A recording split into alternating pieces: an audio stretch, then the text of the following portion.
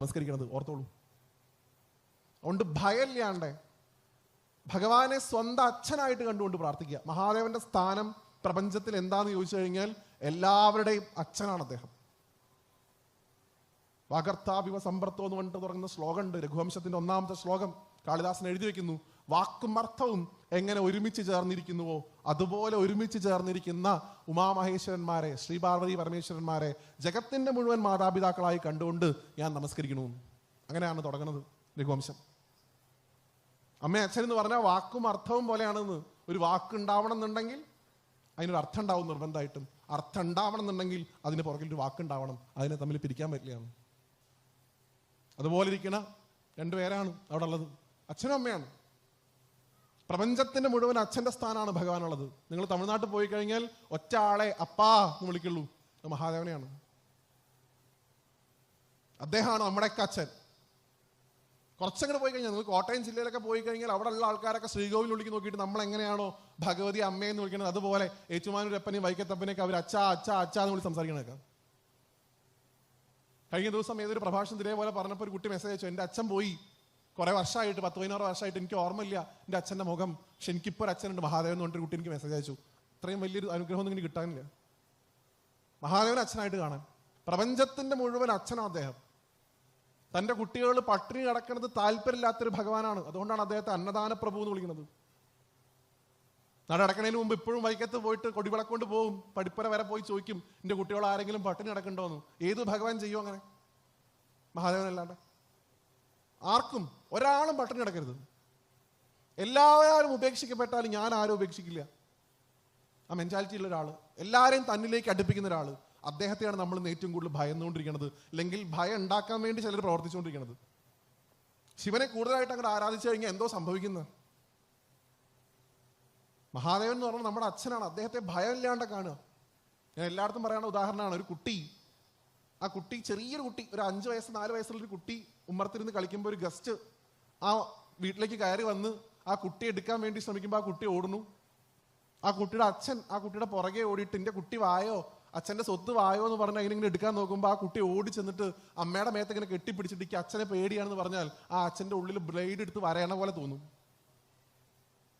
എൻ്റെ കുട്ടി എന്നെ പേടിക്കണു എന്ന് കാണുമ്പോൾ. അതുകൊണ്ട് ഭഗവാനെ ഭയക്കാതിരിക്കുക. ആരെങ്കിലും വന്ന് ശിവനിൽ ഭയം ഉണ്ടാക്കാൻ നിങ്ങൾ ശ്രമിക്കുന്നുണ്ടെങ്കിൽ നേരത്തെ പറഞ്ഞ പോലെ 30 ഉറുപ്പിക കൊടുക്കുക, ഓട്ടോ എടുത്ത് കൊടുക്കുക, പൊക്കോളം പറയുക. നമ്മുടെ അച്ഛനാണ്. അദ്ദേഹത്തിന് എന്താ നമ്മൾ ഭയക്കണത്? അച്ഛന് രക്ഷിക്കാനുള്ള ഉത്തരവാദിത്വമുണ്ട്, ശിക്ഷിക്കാനുള്ള അധികാരമുണ്ട്. ഭഗവാൻ അടിക്കും, തെറ്റ് ചെയ്ത് അടിക്കും. ഭഗവാൻ സ്ട്രെയിറ്റ് ഫോർവേഡാണ്. നേരെ വാ നേരെ പോകുന്നുള്ള ഏർപ്പാട് മാത്രമുള്ള ഭഗവാനാണ്. അദ്ദേഹത്തിന് കളങ്കല്ല, ശുദ്ധനാണ്, അഗ്നിയുടെ സ്വഭാവമാണ്. അതുകൊണ്ടാണ് ഭഗവാൻ ഈ അഗ്നി ഇത്ര താല്പര്യം. നമുക്ക് ഭഗവാന്റെ അഗ്നിയാണ് ഏറ്റവും കൂടുതൽ പേടൽ. ഈ 3-ാമത്തെ കണ്ണ് തുറന്ന് ലോകത്തെ മുഴുവൻ കത്തിക്കുമല്ലോ എന്ന് മേടിച്ചിട്ട് അപ്പോഴിരിക്കുന്നത്. അദ്ദേഹത്തിന്റെ ആ അറിവാകുന്ന അഗ്നിയിൽ ഒന്ന് പോയി ഇരിക്കാനുള്ള ഭാഗ്യം ഉണ്ടാവണമെന്ന് പ്രാർത്ഥിക്കുക. അത് അറിവാണ്, പരമമായിട്ടുള്ള ജ്ഞാനം. ഈ അമ്പലത്തിന് നിങ്ങൾ ഈ ഉത്സവം ആഘോഷിക്കുന്നത് പോലെ തന്നെ ആഘോഷിക്കേണ്ട ഒരു ഏർപ്പാടാണ് വിദ്യാരംഭം. ഇവിടെ ദക്ഷിണാമൂർത്തി പ്രതിഷ്ഠ ഉണ്ടെന്നാണ് ഞാൻ മനസ്സിലാക്കുന്നത്. ലോകത്തിന്റെ മുഴുവൻ ഗുരുനാഥനായിട്ടുള്ള അദ്ദേഹം കൊടുത്ത അറിവുകളെ ഈ ലോകത്തുള്ളൂ. അദ്ദേഹത്തിൽ നിന്ന് ഉണ്ടായത് മാത്രമേ ഈ ലോകത്തുള്ളൂ. എന്തും ഞാനിപ്പോൾ ഈ വായിട്ടലച്ചുകൊണ്ടിരിക്കുന്ന ഈ ഭാഷ പോലും ശിവനിൽ നിന്നുണ്ടായിട്ടുള്ളതാണ്. പാണിനി മഹർഷിയുടെ മുമ്പിൽ ഭഗവാൻ പ്രത്യക്ഷപ്പെട്ട് തൻ്റെ ഉടുക്കുകൊണ്ട് ആദ്യം 9 തവണയും പിന്നീട് 5 തവണയും കൊട്ടിത്രേ. അതിൽ നിന്നുണ്ടായിട്ടുള്ള 14 ശബ്ദങ്ങൾ കൊണ്ടാണ് ഇത്ര ലോകത്തുള്ള ഏത് ഭാഷയും ഉണ്ടായിട്ടുള്ളത്.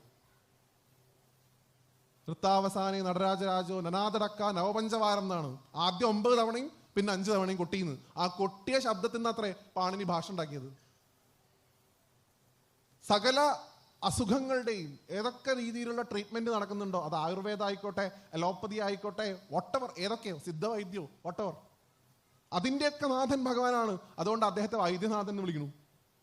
മുഴുവൻ ട്രീറ്റ്മെന്റിന്റെയും head HOD, head of the department അദ്ദേഹമാണ്.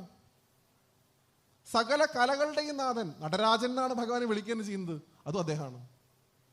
അനമാട എത്രയോ കലാകാരന്മാരുടെ നാടാണ്. പെർക്കഷൻ, പ്രത്യേകിച്ച് കൊട്ട് വലിയ ഇഷ്ടമാണ്. ധമരു ഭഗവാൻ കൊട്ടും. ഭഗവാന്റെ കൂടെയുള്ള ആൾക്കാരൊക്കെ ഭഗവാൻ താണ്ഡവം ചെയ്യുമ്പോൾ മൃദംഗം, നന്ദിയാണ്, വലിയ താല്പര്യമാണ്. അങ്ങനെ എല്ലാത്തിൻ്റെയും ബെസ്റ്റ് ആയിട്ടുള്ള ഒരാളാണ് അദ്ദേഹം. അദ്ദേഹമേ നമുക്ക് ഉണ്ടാവുള്ളൂ ഏതൊരു സമയത്തു നിന്നുള്ള ബോധ്യം ഉണ്ടാവുക. അതുകൊണ്ട് എന്ത് ചെയ്യുക? സാധിക്കുന്ന സമയത്തൊക്കെ പഞ്ചാക്ഷരം ജപിക്കുക, നമഃശിവായ. ഒന്നും അറിയില്ല എന്നുണ്ടെങ്കിൽ അച്ഛാന്ന് വിളിക്കുക, നമഃശിവായ ചൊല്ലാൻ മടിയാണെങ്കിൽ.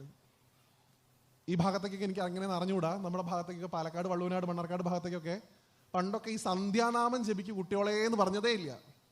ഞങ്ങളോടൊക്കെ പറഞ്ഞിട്ടുണ്ടായിരുന്നു നമഃശിവായ ചൊല്ലു വൈകുന്നേരം ആയി കഴിഞ്ഞാന്നാണ്. നമഃശിവായ ചൊല്ലാൻ പറയും. ഒരു സ്ട്രക്ചർ ഉണ്ട് അതിന്. നമഃശിവായ, നാരായണായ നമഃ, അച്യുതായ നമഃ, അങ്ങനെ കുറേ നാമങ്ങൾ ചൊല്ലും. പിന്നെ ഓ 2 2 ഈ 2 അങ്ങനെ പോവും. ഗുണനപ്പട്ടിക മുഴുവൻ ചൊല്ലണം. ഈ നക്ഷത്രങ്ങളുടെ പേര് പറയണം, ഞാറ്റുവേലകളുടെ പേര് പറയണം. ഇതൊക്കെ കഴിഞ്ഞാലേ കഞ്ഞി കിട്ടുള്ളൂ. അങ്ങനെ ഒരു കാലം ഉണ്ടായിരുന്നു. ഇന്ന് നമ്മൾ യൂട്യൂബിൽ നന്ദഗോവിന്ദം വെച്ച് ആ സമയത്ത് ചന്ദ്രശേഖര തെളിഞ്ഞ് കാണണം എന്നാണ് ആ സമയത്ത് പ്രാർത്ഥിക്കുന്നത്. എന്നാലും അതെങ്കിലും ഉണ്ടല്ലോ, ഇപ്പോൾ കുറച്ചൊക്കെ മാറ്റം വന്നല്ലോ. അങ്ങനെ ഒരു ഏർപ്പാടുണ്ടായിരുന്നു. അപ്പം ഞങ്ങളിതിങ്ങനെ ചൊല്ലുക, എല്ലാ ദിവസവും അമ്പലത്തിൽ പോയിരുന്നു ചൊല്ലും, ചിലപ്പോൾ പ്രദോഷം സമയത്തൊക്കെ. അപ്പോൾ അവിടെ ഒരു എംബ്രാന്തിരി ഉണ്ടായിരുന്നു. അദ്ദേഹത്തോട് ഞങ്ങൾ കുട്ടികളൊക്കെ പാടെ പോയിട്ട്, അന്ന് 5-6 വയസ്സ് പ്രായമേ ഉള്ളൂ.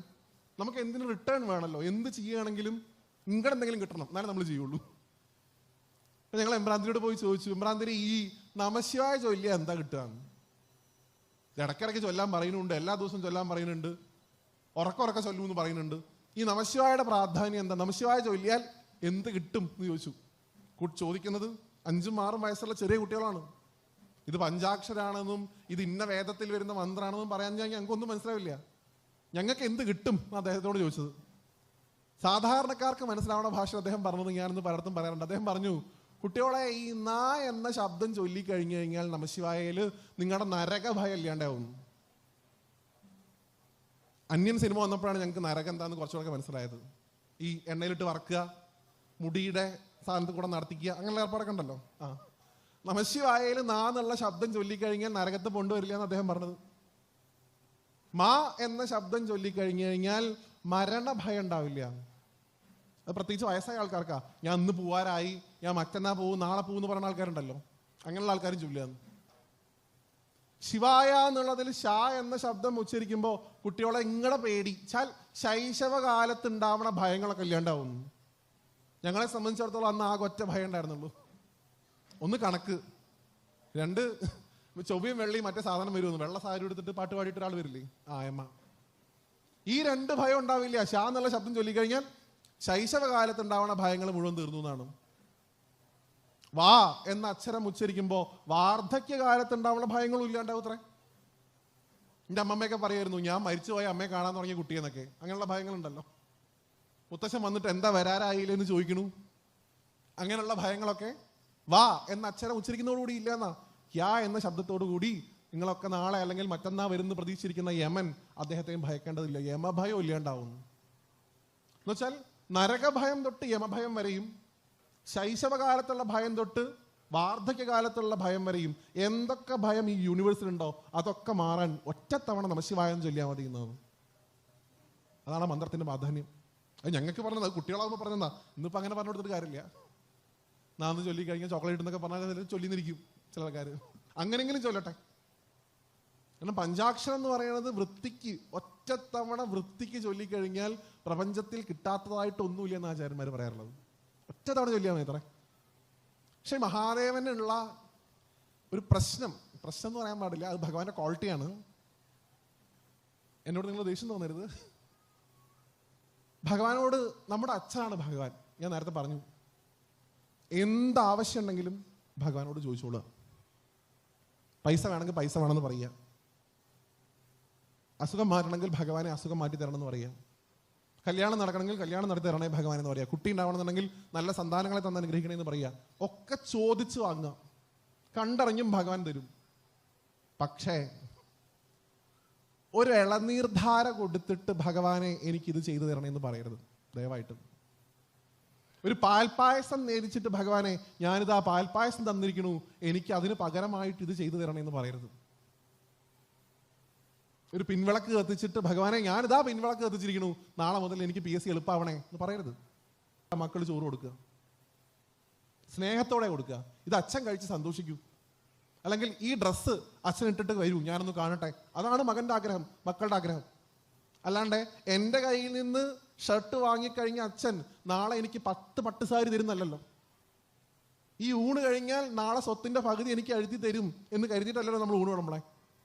അച്ഛന് ഊണ് കൊടുക്കേണ്ടത്, അച്ഛന് ഡ്രസ്സ് കൊടുക്കേണ്ടത്, അച്ഛനെ സന്തോഷമാക്കി വെക്കേണ്ടത് മക്കളുടെ ഉത്തരവാദിത്തമാണ്. അതുകൊണ്ട് വേണമെങ്കിൽ ബ്ലാങ്ക് ആയിട്ട് ചോദിക്കുക, ഒന്നും കൊടുക്കണ്ട. ഈ പ്രപഞ്ചം മുഴുവൻ അദ്ദേഹത്തിന് സ്വത്താണ്. കൊടുക്കണം. എന്തിന്? എൻ്റെ അച്ഛന് ഞാനിത് ആ സ്നേഹത്തോടു കൂടി കൊടുക്കണം എന്നുള്ള ഭാവത്തിൽ എല്ലാം കൊടുക്കുക. എത്ര കൊടുത്താലും അദ്ദേഹത്തിന് മതിയാവില്ല മക്കളുടെ നിന്ന് കിട്ടുമ്പോൾ. കാരണം ഭഗവാൻ സ്വന്തം മക്കളെ കാണുന്ന പോലെ നമ്മൾ ഓരോരുത്തരെയും കാണണേ. അച്ഛനില്ലാത്തവർക്ക് ഞാനുണ്ടെന്ന് ഭഗവാൻ പറഞ്ഞു നടന്നിട്ട് തമിഴ്നാട്ടിൽ കഥയുണ്ട്. അങ്ങനെ വിസ്തരിക്കണില്ല ഞാനിപ്പോൾ എന്തായാലും. അതുകൊണ്ട് അപ്പാ അപ്പാ എന്ന് വിളിക്കണത്. അദ്ദേഹത്തിന് സ്വന്തമായിട്ട് ഒന്നുമില്ല എന്നും പറയാറുണ്ട്. ശരീരം പോലും ഇല്ല അത്രേ ഭഗവാൻ. നിങ്ങൾ കൈലാസനാഥനിൽ കാണുന്ന ഭഗവാൻ മോഹിത് റൈൻ അദ്ദേഹത്തിന്റെ ആ ഒരു മോഡലല്ല ഭഗവാൻ. തമിഴ്നാട്ടിൽ ഭഗവാന്റെ പരമഭക്തനായിട്ടുള്ള ഒരാളുണ്ടായിരുന്നു. അദ്ദേഹത്തിന്റെ പേര് നന്ദനാർ എന്നായിരുന്നു. അദ്ദേഹം കവിതകൾ എഴുതുമായിരുന്നു ശിവനെ കുറിച്ച്. അദ്ദേഹം എഴുതിയിട്ടുള്ള ഒക്കെ നാടൻ ഭാഷയിൽ അച്ഛനോട് സംസാരിക്കണ പോലെ എഴുതുക. അപ്പാ നിനക്ക് ശരീരം ഇല്ലാണ്ടായല്ലോ എന്ന് പറഞ്ഞ് കരയിത്ര നന്ദനാര്. അപ്പൊ ഒരാൾ വന്ന് ചോദിച്ചു ഇത്രേ, എന്തിനാ കുട്ടിയെ കരയണത്? ശിവന് ശരീരം ഇല്ല എന്ന് ആരാ പറഞ്ഞേ? ശിവന് ശരീരം ഉണ്ടല്ലോ എന്ന് പറഞ്ഞു ഇത്രേ. അപ്പൊ അദ്ദേഹം അതിന്റെ കൂടെ എഴുതിയിത്രേ, പാർവതി എന്ന് പറയുന്ന ഒരു ശീമാട്ടി വന്ന് എന്റെ അപ്പന്റെ പകുതി ശരീരം കൊണ്ടായി, അവളുടെ ആങ്ങളെ ഒരു കള്ളൻ വന്ന് ബാക്കി പകുതിയും കൊണ്ടായി. എന്നുവെച്ചാൽ ഭഗവാൻ അർദ്ധനാരീശ്വരനുമാണ്, അതേസമയം ഭഗവാൻ ശങ്കരനാരായണനുമാണ്. ഒരു പകുതി ദേവിയാണ്, മറ്റേ പകുതി വിഷ്ണുവാണ്. ശരീരം പോലും ഇല്ല. പേര് പോലും ശരിക്കും ശിവനില്ലാന്ന് എനിക്ക് തോന്നിയിട്ടുണ്ട്. ശിവൻ എന്ന പേരിന്റെ അർത്ഥം മംഗളം ഉണ്ടാക്കുന്നവനാ. പേര് പോലും ഇല്ല, ഊരില്ല, പേരില്ല, ശരീരമില്ല, ഒന്നുമില്ലാത്ത ഒരാള്. അദ്ദേഹത്തിന് നമ്മളോടുള്ളതോ ലോകത്ത് മറ്റാർക്കും ഇല്ലാത്ത അത്ര ഒരു ഇഷ്ടം, സ്നേഹം. അങ്ങനെ വേറെ ആരുണ്ടാവും? അമ്മയൊക്കെ പണ്ട് പറഞ്ഞു തരുന്നു, നമ്മളൊക്കെ വന്ന് കിടന്നുറങ്ങുന്ന സമയത്ത് നമ്മുടെ അടുത്ത് ഒന്ന് നോക്കിത്തറേ ഭഗവാൻ, എൻ്റെ കുട്ടി ഉറങ്ങല്ലേ എന്ന്. എന്തെങ്കിലും അസുഖമൊക്കെ ഉണ്ടെങ്കിൽ ഭഗവാൻ കൊണ്ടുപോകുന്നതാണ് പോണ വഴിക്ക്. അത്ര സ്നേഹം. ഈ ധനം, ഇനിയിപ്പോൾ അതാണല്ലോ ഏറ്റവും കൂടുതൽ പ്രശ്നം. പൈസ ഉണ്ടാവണമെന്നുണ്ടെങ്കിലും മഹാദേവനെ ഭജിച്ചാൽ മതി. ഞാൻ പറഞ്ഞില്ല എന്ന് വേണ്ട.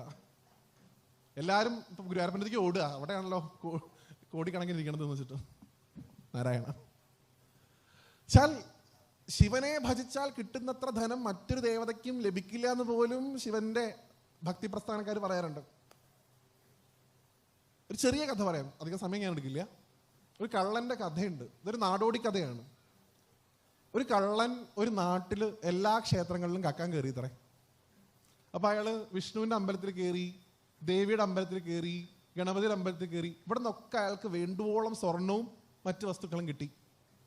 ഇനി അവസാനം ആ നാട്ടിൽ ശിവന്റെ ഒരു അമ്പലം മാത്രമേ ബാക്കി ഉണ്ടായിരുന്നുള്ളൂ. അപ്പൊ ഇയാളുടെ പതിവ് എന്താന്ന് വെച്ച് കഴിഞ്ഞാൽ, രാവിലെ ഇയാൾ ഭക്തന്റെ വേഷം കെട്ടിയിട്ട് അമ്പലത്തിൽ വരും. എന്നിട്ട് അവിടെ എന്തൊക്കെയുള്ളത്, എത്ര ആഭരണങ്ങൾ ഉണ്ടെന്നൊക്കെ നോക്കി വെക്കും. വൈകുന്നേരം വന്നിട്ട് അതൊക്കെ എടുത്തുകൊണ്ട് പോകും. അതാണ് മൂപ്പരുടെ ഏർപ്പാട്. ഇന്നും ഉണ്ടാകുന്ന ആൾക്കാർ, പണ്ടത്തെ കാലത്തൊന്നും എപ്പോഴും ഉണ്ട്. എന്തായാലും ഇയാൾ ശിവന്റെ അമ്പലത്തിൽ തൊഴാൻ വന്നപ്പോൾ ഇയാൾക്ക് തോന്നുന്നേ അങ്ങോട്ട് എന്തെങ്കിലും കൊടുക്കാന്ന്. കാരണം ഇയാളുടെ അടുത്ത് ഒന്നുമില്ല. ആകെ ഒരു ചന്ദ്രക്കലയുണ്ട്, ഒരു പാമ്പിന്റെ സാധനമുണ്ട്. വേറെ സ്വർണ്ണമാലയൊക്കെ കരുതിയിട്ടാണ് വന്നത്. ഒന്നുമില്ല. ഭഗവാൻ ഒരു കൂവളമാലയും ഒരു ചന്ദ്രക്കലയും ഒരു സർപ്പവും, കഴിഞ്ഞു. ഇത്രേ ഉള്ളൂ ശിവൻ. മറ്റേ ചേച്ചി പറഞ്ഞ പോലെ ഇത്രേ ഉള്ളൂ ബാബുസ്വാമി. സിമ്പിളാണ്. പക്ഷെ അദ്ദേഹം ഒന്ന് പ്രദക്ഷിണം ചെയ്ത സമയത്ത് അദ്ദേഹത്തിന് തോന്നിത്തറ വന്ന് വെറുതെ ഇല്ലയെന്ന്. കാരണം ഇഷ്ടം പോലെ പാത്രങ്ങളുണ്ടായിരുന്നു അത്ര ചുറ്റും, ഉരുളി, ഒട്ടുപാത്രങ്ങളൊക്കെ. അപ്പൊ അദ്ദേഹം വിചാരിച്ചു ഇന്ന് രാത്രി വന്ന് ഇതൊക്കെ കൊണ്ടുപോയി കഴിഞ്ഞാൽ വണ്ടിക്കാശെങ്കിലും മുതലാവുമെന്ന് കരുതിയിട്ട് രാത്രി എണ്ണയൊക്കെ തേച്ച് കക്കാൻ കയറിയതാണ് ശിവന്റെ അമ്പലത്തിൽ. പണ്ടത്തെ പുരാണ കാലഘട്ടമാണ്. ഇതേപോലെ ഹൈമാസ് ലൈറ്റ് ഒന്നുമില്ല. ഒരു ദീപസ്തംഭം കത്തുന്നുണ്ട് അമ്പലത്തിന്റെ മുമ്പിൽ. അതിന്ന് 2 തിരി എടുത്തിട്ട് മതിൽ ചാടിയ ചാട്ടത്തിൽ കാറ്റടിച്ചിട്ട് കയ്യിലുള്ള തിരി കെട്ടുപോയി. അയാൾ കരുതി ഞാൻ തപ്പി തടങ്ങി ഇനിയിപ്പോൾ ഇതിൻ്റെ ഉള്ളിൽ കൂടെ പോയിട്ട് ഈ പാത്രമൊക്കെ പൊട്ടി താഴത്തേക്ക് വീണ് ആൾക്കാർ ഓടിക്കൂടി ഇന്നെ തല്ലിക്കൊല്ലണേക്കാ ഭേദമാണ് വീണ്ടും മതിലെടുത്ത് ചാടിയിട്ട് 2 തിരി എടുത്തു കൊണ്ടെന്ന് സാവധാനം പോണത്. വീണ്ടും തിരിച്ച് ചാടി തറേ. ദീപസ്തംഭത്തിന് അവിടെ പോയിട്ട് ആ തിരി കത്തിച്ചു. ദീപസ്തംഭത്തിലുള്ളൊരു വിളക്കിൽ നിന്ന് 2 ചുവട് വെച്ചപ്പോഴേക്കും ശക്തമായിട്ടുള്ളൊരു കാറ്റടിച്ച് ദീപസ്തംഭത്തിലെ തിരികളും കെട്ടുപോയി, ഇയാളുടെ കയ്യിലുള്ളതും കെട്ടുപോയി ഇത്രേ. ഇയാൾക്ക് വെളിച്ചല്ലാണ്ട് കക്കാനുള്ള ഒരു ധൈര്യം ഉണ്ടായിരുന്നില്ല. അപ്പൊ അദ്ദേഹം എന്ത് ചെയ്തു, അവിടെ വല്ല മറ്റേ വരയ്ക്കണ സാധനമോ എന്തോ വെച്ചിട്ട് ഇയാൾ തീ കത്തിക്കാൻ തുടങ്ങി. ഇടയ്ക്ക് ഇത് കത്തുമ്പോൾ ഇയാൾ കൊണ്ടുപോയിട്ട് ഒരു തിരി കത്തിക്കും, കാരണം അതിന്ന് എടുക്കാലോ ബാക്കിന്ന് കരുതിയിട്ട്. ആ തിരിയും കത്തും. പക്ഷെ ആള് കത്തിച്ച ഉടനെ അത് കെടുകൂത്രേ, നിൽക്കില്ല, ആ ജ്വലനം ഉണ്ടാവില്ല എന്ന്. പിന്നെ ഇയാൾ ഇങ്ങനെ കത്തിക്കുക കെടുക ഇതെന്നെ റിപ്പീറ്റ് ചെയ്തെന്നാണ് എത്രയോ തവണ. കുറച്ച് കഴിഞ്ഞപ്പോൾ അയാൾ കക്കാൻ വന്നതൊക്കെ അയാൾ മറന്നു. അയാൾക്ക് എങ്ങനെയും കത്തി കിട്ടി ഇവിടുന്ന് പോയാന്നുള്ള മെന്റാലിറ്റി എന്നാണ്. അങ്ങനെ ഏതോ ഒരു സമയത്ത് കഷ്ടപ്പെട്ട് കാറ്റൊക്കെ അടിച്ചെങ്കിലും അയാൾ അത് കത്തിച്ചു എന്നാണ് കഥയിൽ പറയുക. ആ കത്തിയ ഒരു തിരിയുടെ വെളിച്ചത്തിൽ അദ്ദേഹം കണ്ടുത്രേ. പാത്രം അവിടെ വെച്ചിരിക്കുന്നതല്ല, നേരത്തെ നിങ്ങളൊക്കെ പറഞ്ഞു, ഈ നാഗഭൂഷിതനായിട്ടുള്ള ചന്ദ്രശേഖരനായിട്ടുള്ള ഭഗവാനെ തൊട്ടു മുമ്പിൽ ദർശിച്ചു അദ്ദേഹം എന്നാണ് കള്ളൻ. ശിവനെ കണ്ടു എന്ന് നേരെ മുമ്പിൽ. നമ്മുടെ പരിചയത്തിലുള്ള ശിവൻ എന്താ ചെയ്യേണ്ടത്? ഒന്നെങ്കിൽ തുറക്കണം, അല്ലെങ്കിൽ ശൂലെടുത്തിട്ട് എൻ്റെ സ്വത്ത് കക്കാൻ വന്ന കള്ള നിന്നെ ഞാൻ ഇപ്പൊ കൊല്ലുന്നു പറഞ്ഞ് എറിയണം. ഭഗവാൻ തൃശൂലം താഴെ വെച്ചിട്ട് കെട്ടിപ്പിടിച്ചു എന്നാണ് കള്ളനെ. അതാണ് ശിവൻ, ഓർത്തോളൂ. കെട്ടിപ്പിടിച്ചിട്ട് ചെവിയിൽ പറഞ്ഞ, എൻ്റെ ഉണ്ണി, ഞാൻ ഇരുട്ടിലായപ്പോൾ നീ എനിക്കൊരു തിരി കത്തിച്ചില്ല, എനിക്ക് സന്തോഷമായി. അതാണ് മഹാദേവൻ. ഞാൻ ഇരുട്ടിലായ സമയത്ത് നീ ഇത്രയധികം അധ്വാനിച്ച് എനിക്കൊരു തിരി കത്തിച്ചു തന്നില്ലേ? നിന്റെ ഈ ഒരു ജന്മത്തിൽ നീ ചെയ്ത കർമ്മങ്ങൾക്കുള്ള ഫലം നീ അനുഭവിക്കണം. പക്ഷെ അടുത്തൊരു ജന്മം നിനക്ക് ഉണ്ടാവും, അന്ന് നീ എൻ്റെ സുഹൃത്തായിട്ട് ജനിക്കും. ഈ പ്രപഞ്ചത്തിലെ മുഴുവൻ നിധികളും ഈ പ്രപഞ്ചത്തിലെ മുഴുവൻ സമ്പത്തും നീ ആഗ്രഹിച്ചത് ഇവിടുത്തെ വെറും ഒട്ടുപാത്രങ്ങളാണ്. ഈ പ്രപഞ്ചത്തിന്റെ സകലമാന സമ്പാദ്യവും ഞാൻ നിന്റെ കാൽക്കൽ വെച്ച് തരും, ഞാൻ നിന്നെ അനുഗ്രഹിക്കണമെന്നുകൊണ്ട് പവിത്ര ഭഗവാൻ. ആ കള്ളനാണ് പിന്നെ ആരായിട്ട് ജനിച്ചത് എന്നാണ് പറയണത്? പറയൂ. അദ്ദേഹമാണ് വൈശ്രവണൻ, കുബേരൻ. അങ്ങനെയാണ് ഇത്ര കുബേരന്റെ ജന്മം ഉണ്ടായത്. ആരെ പ്രാർത്ഥിച്ചിട്ട്? മഹാദേവന്റെ അനുഗ്രഹം ഒന്നുകൊണ്ട് മാത്രമാണ് പ്രപഞ്ചത്തിന്റെ മുഴുവൻ നിധിയും അദ്ദേഹത്തിന് കിട്ടിയതെന്നാണ്. അതാണ് ഭഗവാൻ. ഭഗവാനെ ആരാധിച്ചാൽ കിട്ടാത്തതായിട്ടൊന്നുമില്ല. പക്ഷേ ഭയന്നിട്ട് ആരാധിക്കരുത്, പേടിക്കരുത്. ഏത് സമയത്തും ഭഗവാന്റെ അടുത്ത് പോകാനുള്ള ധൈര്യം ഉണ്ടാവണം. പണ്ട് ഞങ്ങൾക്ക് ഈ നമശിവായുടെ അർത്ഥം പറഞ്ഞത് എമ്പ്രാന്തിരി. ഈ ഷ എന്ന അക്ഷരം പറഞ്ഞ സമയത്ത് ശൈശവ ഭയം എന്ന് പറയുമ്പോൾ ഞങ്ങൾക്ക് മനസ്സിലായില്ലേ, കുട്ടികൾക്കുള്ള ഭയം, നിങ്ങളുടെ ഭയം മാറുന്ന പറഞ്ഞത്. ഇപ്പൊ ഞാൻ പറഞ്ഞത് ഞങ്ങൾക്ക് ആകെ പേടിണ്ടായിരുന്ന അന്ന് യക്ഷിയായിരുന്നു. പല സിനിമകളും കണ്ട് ഉണ്ടായ ഒരു തോന്നലായിരിക്കാം. അപ്പൊ യക്ഷിയെ തോൽപ്പിക്കാൻ ശിവനാണ് ഏറ്റവും ബെസ്റ്റ് എന്ന് ഞങ്ങൾക്ക് മനസ്സിലാക്കി തന്നത് ആകാശഗംഗ എന്ന് പറഞ്ഞൊരു സിനിമ ഇറങ്ങി. പല ആൾക്കാരും കണ്ടിട്ടുണ്ടാവുമല്ലോ അല്ലേ? അതിൽ ഈ ദിവ്യ ഉണ്ണി ജഗദീശേട്ടനെ പിടിക്കാൻ പോകുമ്പോൾ മൂപ്പര് ശിവലിംഗത്തിൽ കെട്ടിപ്പിടിച്ച് കരയും. അപ്പൊ ശിവലിംഗത്തിൽ നിന്ന് ഒരു ലൈറ്റ് അടിച്ചിട്ട് യക്ഷിക്ക് അടുത്തേക്ക് വരാൻ പറ്റില്ല. അപ്പോഴാണ് ഞങ്ങൾക്ക് മനസ്സിലായത് കറക്റ്റാണ് തിരുമേനി പറഞ്ഞത്. നമശിവായ ചൊല്ലിയ യക്ഷിയും ഭൂതമൊന്നും അടുത്തേക്ക് വരില്ല. അതിന്റെ അർത്ഥം യഥാർത്ഥത്തിൽ സകലമാന നെഗറ്റീവായിട്ടുള്ള തോട്ട്സും മോശം ചിന്തകൾ ഉണ്ടാവില്ല എന്ന അർത്ഥം. ഇല്ലെങ്കിൽ ഞാൻ നശിച്ചു പോവോ, എന്നെ മറ്റാൾക്കാർ മറികടക്കുമോ, എന്നേക്കാ പൈസ മറ്റവനുണ്ടാവോ, എൻ്റെ ആരോഗ്യം എത്ര കാലത്തുണ്ടാവും. പല സ്റ്റഡീസും പറയാറുണ്ട്, ഒരു മനുഷ്യൻ ഒരു ദിവസം ഓർക്കണ 90% കാര്യങ്ങളും ഒരിക്കലും നടക്കാൻ പോകാത്ത കാര്യങ്ങളെ കുറിച്ച് അത്ര. അത് ടോക്സിൻസ് ആയിട്ട് ബോഡിയിൽ കിടന്ന് അത് പിന്നീട് ക്യാൻസർ ആയിട്ട് മാറുന്നതാണ്. ചീത്ത ചിന്തകളെയാണ് ഭഗവാൻ കത്തിക്കണത്, അല്ലാണ്ട് ഒരു മനുഷ്യനെ അല്ല. എല്ലാവർക്കും ഭഗവാനെ ഭയാണെന്ന്. ഗുരുവായൂരപ്പൻ്റെ അടുത്ത് കാണിക്കണ ലൈസൻസ് എന്തുകൊണ്ടാണ് മഹാദേവൻ്റെ അടുത്ത് കാണിക്കാത്ത പല ആൾക്കാരും? ഗുരുവായൂരപ്പൻ എന്ന് പറഞ്ഞാൽ അതിനെ എടുക്കാം, കൊഞ്ചിക്കാം, വെണ്ണ കൊടുക്കാം, ഇടയ്ക്കത് ഫ്ലൂട്ട് വായിച്ചു തരും. മഹാദേവൻ എന്ന് പറഞ്ഞാൽ എപ്പോഴും ഭയങ്കര സീരിയസ് ആണ്, അങ്ങോട്ട് പോരുതെന്നാ. ഇവിടെ കിരാതമൂർത്തി ഇരിക്കുന്ന സ്ഥലമാണ്. നിങ്ങൾ എപ്പോഴെങ്കിലും ഇവിടെ ഉണ്ടായിട്ടുണ്ടാവില്ല, എത്രയോ തവണ അന്നവടയല്ലേ, കൂടിയാട്ടത്തിൻ്റെ ഒക്കെ നാടാണിത്. കിരാതം കഥകളി കാണണം. മഹാദേവൻ എത്ര സിമ്പിളാണെന്ന്, മഹാദേവൻ എത്ര രസികനാണെന്ന് കിരാതം അദ്ദേഹത്തിന്റെ പേരും പറഞ്ഞുകൊണ്ട് എത്രയോ ആൾക്കാർ. ആത്യന്തികമായിട്ട് നമ്മളൊക്കെ ശിവനാന്ന് അർത്ഥം. അതുകൊണ്ട് അത്ര എല്ലാവരും ശിവോഹം ശിവോഹം എന്ന് പറഞ്ഞുകൊണ്ടിരിക്കുന്നത്, ഞാൻ ശിവനാണ് എന്ന്. പോയാലും അദ്ദേഹം ഉണ്ടാവുള്ളൂ എന്നാണ്. അദ്ദേഹം താമസിക്കുന്നത് കൈലാസത്തിൽ മാത്രമല്ല, ചൊടലയിലാണ് ഭഗവാൻ താമസിക്കുന്നത്, ശ്മശാനത്തിൽ. ദഹിപ്പിക്കപ്പെട്ട് കഴിഞ്ഞാൽ, ഞാൻ കഴിഞ്ഞ ദിവസം ഐവർമഠം എന്ന് പറഞ്ഞ സ്ഥലം നിങ്ങൾക്ക് എല്ലാവർക്കും പരിചയം ഉണ്ടാവും, തൃശ്ശൂർ ജില്ലയിലാണ്. കോരപ്പത്ത് ഐവർമഠം. അവിടെ ഒരു കളിയാട്ടായിട്ട് ബന്ധപ്പെട്ട് അവിടെ പോയ സമയത്ത് ഒരു മൃതദേഹം ദഹിപ്പിക്കാനായിട്ടൊരു ഫാമിലി വന്നിരുന്നു. അവരത് ചെയ്ത കത്തിക്കുമ്പോൾ ഞങ്ങൾ അവിടെ നിൽക്കുന്നുണ്ട് പുറകിൽ. അതിൽ അവരുടെ ഏറ്റവും അടുത്ത റിലേറ്റീവ് പറയാണ്, ഇനി അതങ്ങനെ കത്തിക്കോളും, ആംബുലൻസ് വെയിറ്റ് ചെയ്യണോ, അതിന്റെ വെയിറ്റിംഗ് ചാർജ് കൂടുന്നു. കാരണം മണിക്കൂറിന് വെച്ച് കൂടുകയാണ് ആംബുലൻസിന്റെ റേറ്റ്. ഇതെന്തായാലും കത്തിക്കോളും, നമുക്ക് പോവാന്ന്. സ്വന്തം വീട്ടുകാർ പോലും ഉണ്ടാവില്ല ആ സമയത്ത്, ഓർത്തോളൂ. അപ്പൊ അവിടെ സദ്യക്കുള്ള ഒരുക്കങ്ങളുടെ കണക്കെടുക്കലാവും ആ സമയത്ത്. ഏറ്റവും വേണ്ടപ്പെട്ടവർ കരയും. ബാക്കി സോക്കോൾഡ് കുടുംബക്കാരുണ്ടല്ലോ, അവർ പറയും പോവാ, ഇതൊക്കെ മതി. ആരും ഉണ്ടാവില്ല. ആ ശ്മശാനം നോക്കുന്ന ആളും അയാൾ രാത്രി കഴിഞ്ഞാൽ അയാളുടെ വീട്ടിൽ പോയി കിടന്നുറങ്ങും. ഒറ്റയ്ക്ക് ഇരിക്കേണ്ടി വരും അവിടെ. നമ്മളെല്ലാവരും ഒരു ദിവസം ഒറ്റയ്ക്കാവും. അന്ന് നമ്മളെ കാത്ത ഒരാൾ ഒരു ദിവസം നമ്മൾ ദഹിപ്പിക്കപ്പെട്ട സ്ഥലത്ത് നമുക്ക് വേണ്ടി വന്ന് താമസിക്കണു. അദ്ദേഹത്തെ എത്ര നമസ്കരിച്ചാലും മതിയാവുക? മഹാദേവനെ അദ്ദേഹം ഉണ്ടാവുള്ളൂ അവിടെ. അവിടെ വേറെ ആര് വരാനാണ് നമ്മളെ കാത്ത്? അദ്ദേഹം കൂട്ടിക്കൊണ്ടുപോകുന്നതാണ് അദ്ദേഹത്തിന്റെ ലോകത്തേക്ക്. അദ്ദേഹത്തിന് ഒന്നും കിട്ടിയില്ലെങ്കിൽ നമ്മളെ കൂട്ടിക്കൊണ്ടുവരും. അദ്ദേഹം വരുമ്പോൾ നമ്മുടെ മുഖത്ത് നോക്കിയിട്ട് ചിരിച്ചിരിക്കത്രേ. ആ ചിരിയിൽ നമുക്ക് കുറ്റബോധത്തിന്റെ ഏറ്റവും പടുകുഴിയിലേക്ക് നമ്മൾ വീണു പോകുന്നു. ആയ കാലത്ത് ഭഗവാനെ അങ്ങയുടെ നാമം ജപിച്ചില്ലല്ലോ എന്ന്. അന്ന് കൊണ്ട് ഭയക്കാതിരിക്കുക. ആരെങ്കിലും ഈ ശിവന്റെ അമ്പലത്തിൽ പോകുന്ന സമയത്ത് ബലിക്കല്ലൊന്ന് കാല് തട്ടി നന്ദിയെ ഒന്ന് തൊട്ടു, എന്തിനാണ് ഭയം? ഇവൻ പീരീഡ്സ് ആവുന്ന സമയത്ത് എപ്പോഴും അമ്പലത്തിൽ വന്നപ്പോൾ പീരീഡ്സ് ആയി, ഇനി ഭഗവാൻ കത്തിക്കുമെന്നാണ്. നിങ്ങൾ എത്ര പേര് ശ്രീകാലഹസ്തി എന്ന് പറഞ്ഞ അമ്പലത്തിൽ പോയിട്ടുണ്ട്? പോയ ആരെങ്കിലും ഉണ്ടോ? ഒന്ന് കൈപ്പൊക്കൂ. കുറച്ച് ആൾക്കാരുണ്ട്. Thank you. വായുലിംഗം, ഭഗവാന്റെ പഞ്ചഭൂത ലിംഗങ്ങളിൽ വായുലിംഗം ഇരിക്കുന്ന സ്ഥലമാണ്. ഏകാംബരേശ്വരനായിട്ട് ഭഗവാന്റെ ഭൂമി തത്വത്തിലുള്ള ലിംഗം ഇരിക്കണം. നമുക്കൊന്ന് വെറുതെ മനസ്സുകൊണ്ട് പോയി വരാം. തിരുവാനൈക്കാവൽ എന്ന് പറയുന്ന സ്ഥലത്ത് ഭഗവാന്റെ ജലരൂപത്തിലുള്ള ലിംഗം ഇരിക്കണം. വായുരൂപത്തിലുള്ള ലിംഗം ഇരിക്കുന്ന സ്ഥലമാണ് ശ്രീകാലഹസ്തി. അഗ്നിരൂപത്തിൽ ഭഗവാൻ ഇരിക്കുന്ന സ്ഥലം എല്ലാവർക്കും അറിയാവുന്ന സ്ഥലമാണ്. ഏതാണ്? അരുണാചലം. ഭഗവാൻ അവിടെ ഇരിക്കുന്നു. ആകാശരൂപത്തിൽ ശിവൻ ഇരിക്കുന്ന സ്ഥലം, ദിക്കുകളെ വസ്ത്രമാക്കിയിട്ട് ഭഗവാൻ ഇരിക്കുന്ന സ്ഥലം, നടരാജനായിട്ട് ഭഗവാൻ ഇരിക്കുന്ന സ്ഥലം, പാണിനി മഹർഷിക്കും വ്യാക്രവാദ മഹർഷിക്കും നൃത്തം ചെയ്തുകൊണ്ട് ഭഗവാൻ ദർശനം കൊടുത്ത സ്ഥലം, തില്ലൈവനം, ചിദംബരം. നടരാജനാണ് ഭഗവാൻ. ദിഗംബരൻ എന്നാ വിളിക്കുക. ദിക്കുകളെ വസ്ത്രമാക്കി എടുക്കുന്നവൻ. മറ്റേ മനോജേട്ടനല്ല. നമുക്കിന്ന് ദിഗംബരൻ എന്ന് പറഞ്ഞാൽ ആ ഓർമ്മയുള്ളൂ. ശരിക്കും ദിഗംബരൻ എന്ന് പറഞ്ഞാൽ ശിവനാണ്. ദിക്കുകളെ വസ്ത്രമാക്കി എടുക്കുന്ന അദ്ദേഹം കാശിയുടെ ഒരു മലയുടെ മുകളിൽ വിവസ്ത്രനായിട്ട് ആദ്യം ഭഗവാന്റെ ആവിർഭാവം ഉണ്ടാവുന്ന ഒരു കഥ പറയാറുണ്ട്. കാശിയുടെ ഒരു കുന്നിന്റെ മുകളിൽ ഒരു യുവാവ്, അത്യധികം തേജസ്സുള്ള, കോടിക്കണക്കിന് കാമദേവന്മാരുടെ ഭംഗിയുള്ള ഒരു യുവാവ് അത്യധികം ജടയോടുകൂടി ഒരു വസ്ത്രം ഇല്ലാണ്ട് പ്രത്യക്ഷപ്പെട്ടു അത്രേ.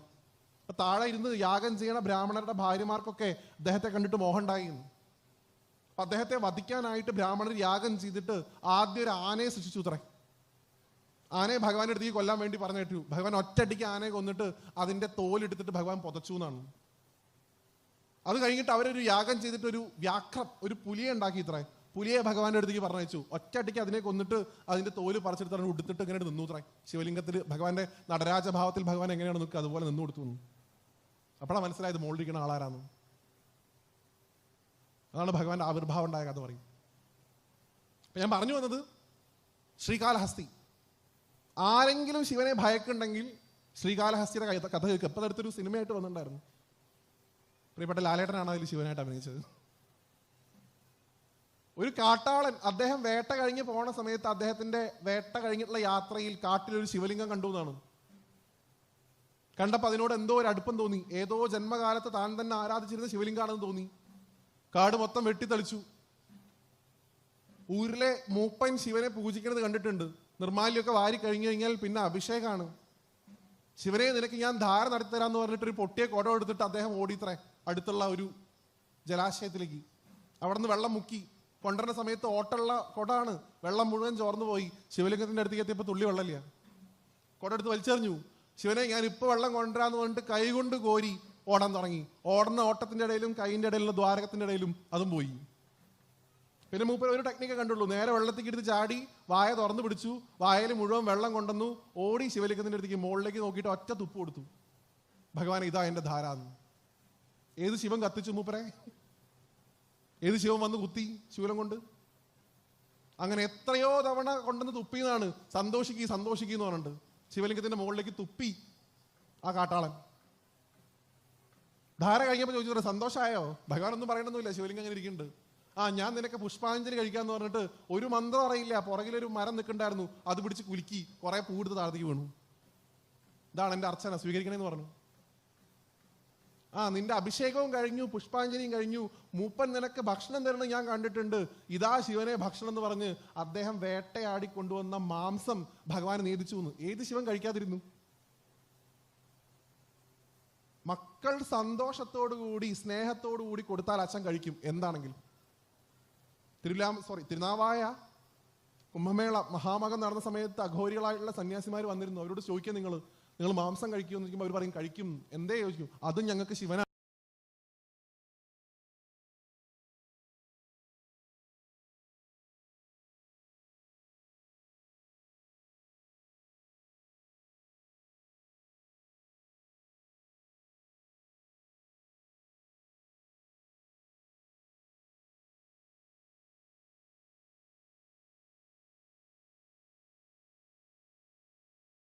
എത്രയോ നാൾ ശിവലിംഗത്തിന്റെ ഒപ്പം മുണ്ടും ഉറങ്ങിയും കഴിഞ്ഞു ഇത്ര കാട്ടാളൻ. ഒരു ദിവസം എണീറ്റ് നോക്കിയ സമയത്ത് ശിവലിംഗത്തിന്റെ ഒരു കണ്ണിന് ചോര വരുന്ന കണ്ടു. അപ്പനെ നിനക്കില്ലാത്ത കണ്ണ് എനിക്ക് എന്തിനാണെന്ന് പറഞ്ഞിട്ട് സ്വന്തം കണ്ണ് കുത്തിപ്പൊട്ടിച്ചിട്ട് ശിവലിംഗത്തിന്റെ മുകളിൽ വെച്ചു കൊടുത്തു കാട്ടാളൻ. ഏത് ശുദ്ധി, ഏത് മന്ത്രം, എന്തുണ്ടായിരുന്നു അദ്ദേഹത്തിന്? എന്നിട്ട് അദ്ദേഹം ആ കൊടുത്ത സമയത്ത്, ആ കണ്ണ് വെച്ച് കൊടുത്ത സമയത്ത് ബ്ലീഡിങ് നിന്നപ്പോ ആനന്ദം കൊണ്ട് നൃത്തം ചെയ്തു അത്രേ. സ്വന്തം കണ്ണ് പോയെങ്കിലും എൻ്റെ അപ്പന്റെ കണ്ണ് ശരിയായല്ലോ എന്ന് പറഞ്ഞിട്ട് ഭഗവാൻ രണ്ടാമത്തെ കണ്ണിന്ന് ബ്ലീഡ് ചെയ്യിപ്പിച്ചു എന്നാണ്, കൊടുത്ത കണ്ണല്ലാത്ത കണ്ണ്. അപ്പൊ അദ്ദേഹത്തിന് അതൊരു കളിയായിട്ട് അത്ര തോന്നി. ശിവൻ തന്റെ കൂടെ കളിക്കുകയാണ്. ശിവനെ, നിനക്ക് എന്റെ രണ്ടാമത്തെ കണ്ണും വേണമെങ്കിൽ പറഞ്ഞാൽ പോരെ, ഞാൻ തരില്ലേ എന്ന് പറഞ്ഞ് അതേ അമ്പെടുത്തിട്ട് കുത്തിപ്പൊട്ടിക്കാൻ പോയി എന്നാണ്. പക്ഷെ എന്തോ എവിടെയോ തോന്നലുണ്ടായ പോലെ പുറകിലേക്ക് പിടിച്ച് വലിച്ചു ഇത്രേ കൈയിനെ. എന്റെ ശിവലിംഗത്തിന്റെ മുകളിലേക്ക് നോക്കി ചോദിച്ചു ഇത്രേ, ഈ കണ്ണും പോയി കഴിഞ്ഞാൽ ഞാൻ ഈ കണ്ണ് നിനക്ക് എങ്ങനെ ഫിറ്റ് ചെയ്ത് തരും? കാണണ്ടേ ഇപ്പത്? നിന്റെ കണ്ണിന്റെ സ്ഥാനം എനിക്ക് അറിയില്ലല്ലോ ശിവനെ, അതുകൊണ്ട് നിന്റെ കണ്ണിന്റെ സ്ഥാനം ഞാനൊന്ന് പിടിച്ചോട്ടെ എന്ന് പറഞ്ഞിട്ട് ഇടത്തെ കാല് പൊക്കിയിട്ട് ശിവലിംഗത്തിന്റെ കണ്ണിന്റെ മുകളിൽ ചവിട്ടി പിടിച്ചു വന്നു. കേൾക്കുമ്പോൾ നല്ല സുഖമുണ്ട് അല്ലേ? നമ്മൾ ചെയ്യുമോ? ശിവലിംഗത്തിൽ ചവിട്ടുവോ? നാളെ ചവിട്ടണമെന്നല്ലേ ഞാൻ പറയണത്, അതൊന്നും ചെയ്യരുതേ. വ്യാസം പറഞ്ഞ് പ്രഭാഷണം നടത്തിയിട്ടുണ്ട്. നിഷ്കളങ്കതയോടുകൂടി ഒരു ഭക്തൻ തന്റെ കണ്ണിൽ ചവിട്ടി പിടിച്ചപ്പോൾ പോലും സന്തോഷം കൊണ്ട് ഭഗവാന്റെ കണ്ണ് നിറഞ്ഞു എന്നാണ്. എന്നിട്ട് രണ്ടാമത്തെ കണ്ണും കുത്തിപ്പൊട്ടിച്ച് കാലിന്റെ വിരലിന്റെ ഭാഗം എവിടെ നോക്കിയിട്ട് അവിടെ വെച്ച് കൊടുത്തിട്ട് രണ്ട് കണ്ണും പോയപ്പോഴും സന്തോഷം കൊണ്ട് നൃത്തം ചെയ്തു അത്ര അയാള്. അദ്ദേഹത്തിന് അറിയില്ല ബ്ലീഡിങ് മാറിയോ ഇല്ല എന്നുള്ളത് പോലും. പക്ഷെ കരുതി ബ്ലീഡിങ് മാറി, എന്റെ അപ്പന് സുഖമായി, അദ്ദേഹത്തിന്റെ അസുഖം മാറി, കണ്ണ് നേരെ എന്ന് പറഞ്ഞ് ഇങ്ങനെ നൃത്തം ചെയ്യാത്ര. ഭഗവാൻ പ്രത്യക്ഷപ്പെട്ട് വന്നത്ര, മോനെ നിന്നെ പോലൊരു ഭക്തനെ ഞാൻ കണ്ടിട്ടില്ല ഇതുവരെ. അങ്ങനെയാണ് എനിക്ക് കണ്ണ് തന്നതുകൊണ്ട് നീ കണ്ണപ്പൻ എന്ന പേരിൽ അറിയപ്പെടട്ടെ എന്നുകൊണ്ട് അനുഗ്രഹിച്ചത്. അർജുനാണെന്നാണ് പറയുക. കഴിഞ്ഞ ജന്മത്തിൽ ഭഗവാൻ കിരാതമൂർത്തിയായിട്ട് വന്നപ്പോൾ ഭഗവാനെ അടിച്ചതിന്റെ ദുഃഖം മാറാൻ ഒരു ജന്മം തരണേ ഭഗവാനെ അങ്ങനെ പോലെ എന്ന് പ്രാർത്ഥിച്ചതുകൊണ്ട് ഭഗവാൻ കിരാതനായിട്ട് വന്നതുപോലെ കിരാതനായിട്ട് ജനിച്ചു എന്നാണ്.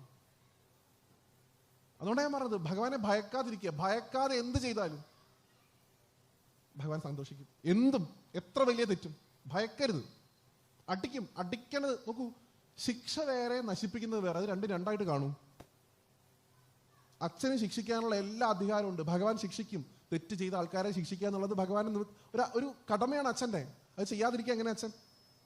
പക്ഷെ ഒരച്ഛനും കുട്ടിയെ ഈ ഒറ്റ അടിയിൽ കുട്ടി ഇല്ലാണ്ടാവട്ടെ എന്ന് പറഞ്ഞ് അടിക്കില്ല. അത് ഓർത്താൽ മതി. അടിക്കും, നല്ല വേദനയൊക്കെ ഉണ്ടാവും, പക്ഷെ മരിച്ചു പോകാൻ വേണ്ടി അടിക്കില്ല. അതുകൊണ്ടാണ് ഞാൻ പറഞ്ഞത്, ഭഗവാനെ ഭയക്കാതിരിക്കുക. എപ്പോഴും നമുക്ക് എങ്ങനെ ഗുരുവായൂരപ്പനോട് നിങ്ങൾ സംസാരിക്കണം, ഇപ്പൊ ബാലാമണിയൊക്കെ സംസാരിച്ച പോലെ മഹാദേവനോട് സംസാരിക്കാൻ പറ്റണം. ഊണ് കഴിച്ചു, സുഖാണോ, ചൂടൊക്കെ ഉണ്ടോ ശ്രീകോവിൽ എന്നൊക്കെ ചോദിക്കുക. ഒരു അച്ഛനും മക്കളും തമ്മിലുള്ള ബന്ധം ഉണ്ടാക്കിയെടുക്കുക മഹാദേവനുമായിട്ട്. നിങ്ങൾക്ക് എത്ര വലിയ പ്രതിസന്ധി വന്നാലും, എത്ര വലിയ ബുദ്ധിമുട്ട് വന്നാലും നിങ്ങളുടെ മുമ്പിൽ ഭഗവാൻ ഉണ്ടാവും. അത് നിങ്ങളെ നേരിടാൻ വരുന്നത് പ്രപഞ്ചത്തിന്റെ ഏറ്റവും വലിയ ശക്തിയാണെങ്കിൽ പോലും നിങ്ങളുടെ മുമ്പിൽ ഭഗവാൻ ഉണ്ടാവുന്നതാണ്. ഭാഗവത്തില് ബാണന്റെ കഥ പറയും. ബാണയുദ്ധം കൃഷ്ണാട്ടുണ്ട് ഗുരുവായൂർ. ബാണൻ എന്ന് പറയുന്ന ആ അസുരൻ ഒരു മകളുണ്ടായിരുന്നു. ഉഷ എന്നാണ് അവളുടെ പേര്. അവളുടെ കൂട്ടുകാരിയായിരുന്നു ചിത്രരേഖ. ഉഷ സ്വപ്നത്തിൽ എല്ലാ ദിവസവും രാജകുമാരനെ ഇങ്ങനെ കാണുന്നുണ്ട് ഇത്രേ. ചിത്രലേഖയോട് പറഞ്ഞു, എനിക്കൊന്ന് വരച്ചു തരുമോ എൻ്റെ മനസ്സിലുള്ള ആളെന്ന്. പറഞ്ഞ ലക്ഷണമൊക്കെ വരച്ചു കൊടുത്തപ്പോൾ ആദ്യം വന്ന ചിത്രം കൃഷ്ണന്റെ അത്രേ, നാരായണന്റെ. എന്നിട്ട് കാണിച്ചു കൊടുത്തു, ഇതാണോ? ഏതാണ്ട് ഇതുപോലെയാണ്, ഇത്ര പ്രായമില്ല എന്ന് പറഞ്ഞത്രേ. അല്ലാണ്ട് ഇൻസ്റ്റാഗ്രാമിൽ എടുത്ത് കാണിക്കാൻ പറ്റില്ലല്ലോ ഇപ്പൊ ഇതാണോന്നുള്ളത്, അത് പറ്റില്ലല്ലോ. അപ്പൊ അദ്ദേഹത്തിന്റെ മകനായിട്ടുള്ള പ്രദ്യുമ്നന്റെ ചിത്രം വരച്ചു കൊടുത്തു. ഇതാണോ എന്ന് ചോദിച്ചു. കുറച്ചും കൂടെ സിമിലാരിറ്റി ഉണ്ട്, ഒന്നുകൂടെ മാറ്റി വരയ്ക്കൂ എന്ന് പറഞ്ഞു. പ്രദ്യുമ്നന്റെ മകനായിട്ടുള്ള അനിരുദ്ധന്റെ ചിത്രം വരച്ചു. എക്സാക്ട് മാച്ച് ആണെന്ന് പറഞ്ഞു. Made for each other. എനിക്ക് ഇവനെ വേണം, ഇപ്പൊ കിട്ടണമെന്ന് പറഞ്ഞു. ചിത്രലേഖയ്ക്ക് ഇത്തിരി മാജിക് ഒക്കെ അറിയാവുന്നതുകൊണ്ട് രാത്രി ദ്വാരകയിൽ പോയിട്ട് കിടന്നുറങ്ങണ പാവം അനിരുദ്ധനെ പൊക്കിയെടുത്തിട്ട് ഉഷയുടെ അന്തപ്പത്തിൽ ഇട്ട് കൊടുത്തു. തറേ ഇതാ നിന്റെ കാമുകൻ എന്ന് പറഞ്ഞിട്ട് അങ്ങനെയുള്ള ആൾക്കാരൊക്കെ ഉണ്ടായിരുന്നു പണ്ട്. എന്തായാലും ബാണൻ അറിഞ്ഞു തന്റെ മകളുടെ അന്തഃപുരത്തിൽ ഒരു രാജകുമാരൻ താമസിക്കുന്നുണ്ടെന്ന്. ചവിട്ടി പൊളിച്ചു. ആദ്യം മുഷക്കിട്ട് 2 കൊടുത്തു. ബാണനെ പിടിച്ച് കെട്ടിയിട്ടു. ഇതറിഞ്ഞ ഏതോ ഒരാൾ ദ്വാരകയിലേക്ക് പോയിട്ട് ഭഗവാനോട് പറഞ്ഞു അത്രേ, ഭഗവാനെ അവിടുത്തെ പേരക്കുട്ടിയെ ബാണൻ എന്ന് പറഞ്ഞ അസുരൻ കെട്ടിയിട്ടിരിക്കണു. ഭഗവാൻ ഒന്നും മിണ്ടില്ല. ഭഗവാൻ ചിരിച്ചോണ്ടിരുന്നേ ഉള്ളൂ അത്രേ. പക്ഷെ ഭഗവാന്റെ ഏട്ടൻ ബലരാമസ്വാമി ആരെന്റെ കുട്ടിയെ തൊടാന്നുകൊണ്ട് എണീറ്റുന്നു. അദ്ദേഹം കൽപ്പിച്ചു എന്നാണ്. ഉടനെ ദ്വാരകയുടെ സൈന്യം ബാണന്റെ കൊട്ടാരത്തിന് നേരെ യുദ്ധത്തിന് പോട്ടയെന്നു. മുമ്പിൽ കൃഷ്ണനും ബലരാമനും, പുറകില് ഭഗവാന്റെ നാരായണ സേന. അപ്പൊ നിങ്ങൾ ഈ ബാഹുബലി സിനിമയിലൊക്കെ കണ്ട പോലെ മറ്റേ സാധനം ഉണ്ടല്ലോ, കുറെ ചില്ലിട്ട് നോക്കണത്, അതിട്ട് നോക്കിങ്ങനെ നോക്കിക്കൊണ്ടിരിക്കുകയാണ് ബാണൻ എന്നാണ്. അപ്പൊ ആദ്യം കണ്ടത് ഭഗവാനെയാണ്. ഭഗവാനെ കണ്ടപ്പോൾ വിചാരിച്ചോ കുഴപ്പമില്ല. അപ്പുറത്ത് ബലരാമസ്വാമിയെ കണ്ടപ്പോൾ ഭയന്നു എന്നാണ്, വിറച്ചു. കൃഷ്ണനും ബലരാമനും തനിക്ക് നേരെ യുദ്ധത്തിന് വരുന്നു. തന്നെ സഹായിക്കാൻ ആരുണ്ടാവും നോർത്തപ്പ് അദ്ദേഹത്തിന്റെ മനസ്സിൽ ഒരാളുടെ മുഖം മാത്രമേ ഉണ്ടായുള്ളൂ. അദ്ദേഹത്തിന് ഒരു പതിവുണ്ടായിരുന്നു. എല്ലാ ദിവസവും ഗംഗയുടെ തീരത്ത് പോയിട്ട് മണ്ണുകൊണ്ട് 1000 ശിവലിംഗങ്ങൾ കുഴച്ചുണ്ടാക്കി ഓരോ ശിവലിംഗത്തിലും ഇൻഡിവിജ്വൽ ആയിട്ട് പൂജ കഴിച്ച് ഒരു ദിവസത്തെ പൂജ കഴിഞ്ഞാൽ 1000 ശിവലിംഗങ്ങളും അദ്ദേഹം ഗംഗയിൽ ഒഴുകിക്കളയത്രേ. പിറ്റേ ദിവസം ആദ്യം മുതൽ ഉണ്ടാക്കുന്നു. അങ്ങനെ ശിവനെ പൂജിച്ചിരുന്ന ആളായിരുന്നു. മഹാദേവനെ കണ്ടു പറഞ്ഞത്രേ, ഭഗവാനെ കൃഷ്ണനും ബലരാമനും എന്നോട് യുദ്ധം ചെയ്യാൻ വരുന്നു, എന്നെ സഹായിക്കുമെന്ന്. നമ്മൾ നേരത്തെ പറഞ്ഞ കോട്ട്സൊക്കെ വെച്ചിട്ട് ഭഗവാന്റെ ഏറ്റവും ഇഷ്ടപ്പെട്ട ആളാണ് മഹാദേവന്റെ. പ്രാണപ്രിയനാണ് ഗുരുവായൂരപ്പന്റെ. എങ്കിലും സ്വന്തം ഭക്തന് വേണ്ടി കൃഷ്ണനോട് യുദ്ധം ചെയ്തു ശിവൻ എന്നാണ് ബാണയുദ്ധത്തിൽ. അതാണ് ഭഗവാന്റെ കാരുണ്യം. ഭക്തർക്ക് വേണ്ടി എന്തും ചെയ്യുന്ന ആള്.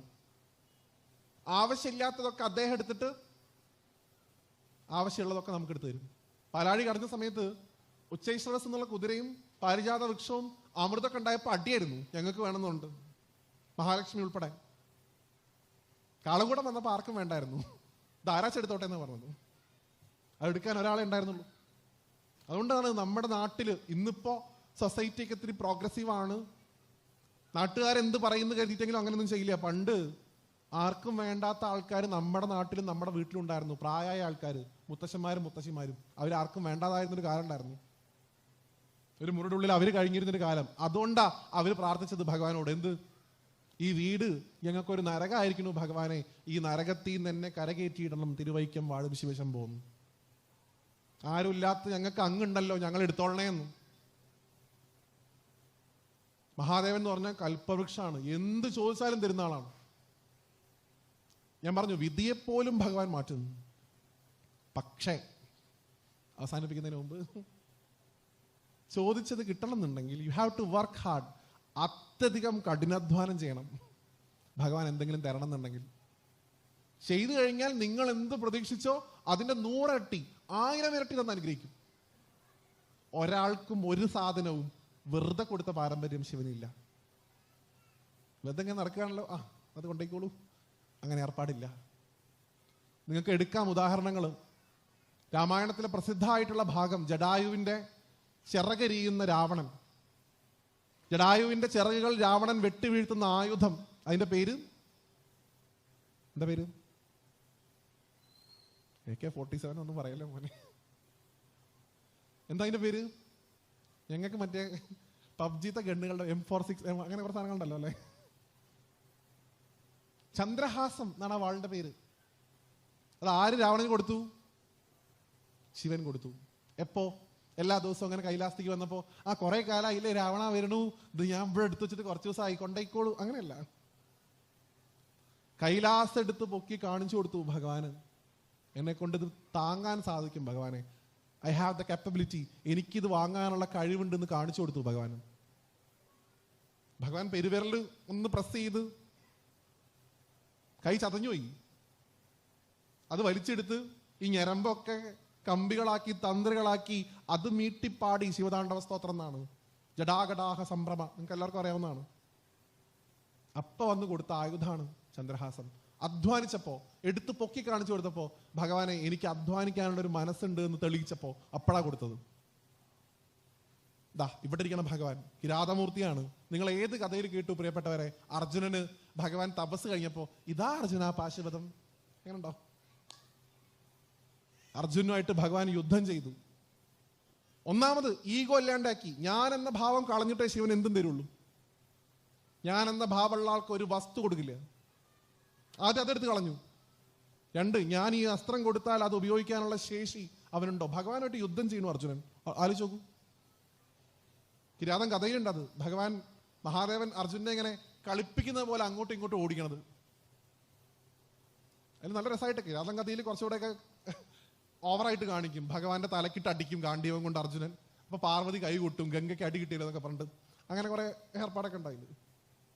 എന്ത് തന്നെയായാലും പരീക്ഷിച്ചിട്ടല്ലാതെ ഞാൻ ഈ കൊടുത്തത് എൻ്റെ കുട്ടിയുടെ കയ്യിൽ കിട്ടിക്കഴിഞ്ഞാൽ അവനിതുകൊണ്ട് ഗുണമല്ലേ ഉണ്ടാവുള്ളൂ എന്നുള്ള ബോധ്യം വരാതെ ഭഗവാൻ ഒരു വസ്തു ഒരാൾക്കും തരില്ല. അപ്പൊ എന്തേ നിവൃത്തിയുള്ളൂ? ഭഗവാന് മുമ്പിൽ പ്രൂവ് ചെയ്യാം ഞങ്ങളെ കൊണ്ട് സാധിക്കും ഭഗവാനെ. ഒരിക്കലും ഭഗവാന്റെ ഭക്തരായിട്ട് ജനിച്ച ഒരാൾ ആലോചിക്കില്ല ഒരു പ്രശ്നം ഉണ്ടാവുമ്പോൾ ഏത് ഹുക്കിൽ കുരുക്കണം, എന്തെടുത്ത് കുടിക്കണം എന്ന്, എന്ത് കുത്തിവെക്കണം, കുറച്ചു നേരത്തേക്ക് മറക്കാൻ. അവർക്ക് ആത്യന്തികമായിട്ടുള്ള ബോധ്യം ഉണ്ടാവും ഭഗവാൻ ഉണ്ട് കൂടെ. ശിവൻ എൻ്റെ കൂടെ ഉള്ളപ്പോൾ ഞാൻ ആരെ ഭയക്കണം, ഞാൻ എന്തിന് എൻ്റെ ജീവിതം ഇല്ലാണ്ടാക്കണം എന്നുള്ള ചിന്ത മനസ്സിൽ വന്നുകൊണ്ടേയിരിക്കുന്നതാണ്. അതിനത്രേ പഞ്ചാക്ഷരം ജപിക്കാൻ പറയുന്നത് കുട്ടികളോട് ചെറുപ്പത്തിലെ. എപ്പോഴും ശിവൻ ഉണ്ടാവും കൂടെ, ഒരു രക്ഷയ്ക്ക് എന്നുള്ള ബോധ്യം ഉണ്ടായി കൊടുക്കാൻ. അവരൊരു ലഹരിയുടെയും പുറകെ പോവില്ല. അവരൊരു ആപത്തുണ്ടാവുന്ന സമയത്ത് അവരുടെ ജീവൻ അവരായിട്ട് ഉപേക്ഷിക്കില്ല. ഇന്ന് ഏറ്റവും കൂടുതൽ നടക്കുന്ന ഈ സൂയിസൈഡ് അറ്റംപ്റ്റ്സ് അല്ലെങ്കിൽ ആത്മഹത്യാ പ്രേരണയ്ക്ക് പരിഹാരമായിട്ട് മഹാത്മാക്കൾ നിർദ്ദേശിക്കുന്നത് നിത്യേനയുള്ള ശിവന്റെ ദർശനമാണ്. എന്നും ശിവന്റെ അമ്പലത്തിൽ പോയി തൊഴുക. അതിന് തിരുവാതിരയും നോക്കേണ്ട ആവശ്യമില്ല, തിങ്കളാഴ്ചയും നോക്കേണ്ട ആവശ്യമില്ല, എല്ലാ ദിവസവും പോയി തൊഴുക. ഹീസ് അവർ ഫാദർ, നമ്മുടെ അച്ഛനാണ്. നമ്മളെ കാണുമ്പോഴാണ് അദ്ദേഹത്തിന് ഏറ്റവും കൂടുതൽ സന്തോഷം. കുറെ ധാര കിട്ടുമ്പോഴും കുറെ കൂളമാല കിട്ടുമ്പോഴും അല്ല, മക്കൾ വരുമ്പോഴാണ് ഒരു അച്ഛൻ ഏറ്റവും കൂടുതൽ സന്തോഷിക്കുക. അതുകൊണ്ട് അദ്ദേഹത്തെ ഭക്തിയോടുകൂടി എന്നുള്ളതിനേക്കാൾ ഉപരി സ്നേഹത്തോടു കൂടി കണ്ട് സ്നേഹിക്കുക ഈ ഭഗവാൻ, ഈ തേവരെ. അദ്ദേഹം ചോദിച്ചത് എന്തും തരും. പക്ഷെ മക്കളായിട്ടുള്ള നമുക്ക് ഭഗവാന്റെ കയ്യിൽ നിന്നൊന്നും ചോദിച്ചു വാങ്ങണ്ട, ഭഗവാനായിട്ട് അറിഞ്ഞു തരുന്നത് വരെ സന്തോഷമായിട്ട് ഭഗവാനെ സ്നേഹിക്കുക. അങ്ങനെ ഭഗവാനോട് പലതും ചോദിച്ചു വാങ്ങിയ ഭക്തരുടെ കഥയുണ്ട്. ഞാൻ അവസാനിപ്പിക്കുകയാണ്, ഏകദേശം 9 നിർത്താം. ഘരപ്രകാശ് എന്ന് പറഞ്ഞൊരു രാജാവിന്റെ കഥ പറയും. അതോടെ പറഞ്ഞ് ഞാൻ അവസാനിപ്പിക്കാം കേട്ടോ, കാരണം ഈ അമ്പലമായിട്ട് ബന്ധമുള്ളതുകൊണ്ടാണ്. ഘരപ്രകാശ് എന്ന് പറയുന്ന ഒരു രാജാവ്, അദ്ദേഹം രാവിലെ എണീറ്റിട്ട് എല്ലാ ദിവസവും മഹാദേവനെ പൂജിക്കത്രേ.